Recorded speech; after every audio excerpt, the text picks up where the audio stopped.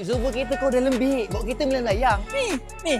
Buat servis. Yang penting Exober tu belum bocor. Tak ada minyak meleleh-leleh kat sini. Maknanya tak bocor. Boleh servis. First kali kita test dulu pressure yang awal ni berapa. Dia kata 20 kg.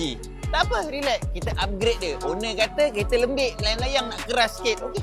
Abang bagi keras. Lepas abang urut-urut dia, automatik dia jadi keras. Kita keluarkan dulu dia punya minyak. Nampak? Oh, minyak dia. Alang-alang servis nak keraskan ni, kita tukar terus minyak baru. Baru kuati. Tengok dia punya minyak. Punyalah gelap. Ni, nampak macam baru tapi minyak gelap. Dah habis, minyak dah tak ada. Ya betul. Ini minyak baru. Kita kasih masuk. Tengok berapa jauh beza minyak dia dengan minyak yang baru tu. So dah habis. Barang dah siap. So, tangkat. Oh, mantap. Oh, manis. Kita lap dulu bagi bersih sikit. Lepas kita test dulu. Oh, ini padat. Tadi 20 something kan. Okey, ni lepas kita servis. Kita tengok dia punya pressure dia padu ke tak. Ataupun kena tambah lagi. Ataupun dah okey. Kita test dulu. Okay. So, kita tengok berapa yang dapat.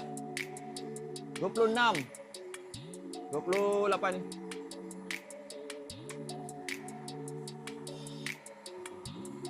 Cun-cun 27. Tengok tangan lah. Ini kalau owner kata tak keras, aku tak tahu lah. Hey, cepek Aladdin ni jangan lupa pasang. Pasang. Pasang betul-betul. Kereta Alphard ke, kereta Conti ke, kereta apa sekalipun boleh buat servis. Ini Alphard kita buat. Mantap. Lepas ni owner dah bising dah. Layang-layang tak ada. Hilang isu tu. Nak servis Exober? Ni, kontak dekat gambar tu ada tu. Booking sekarang.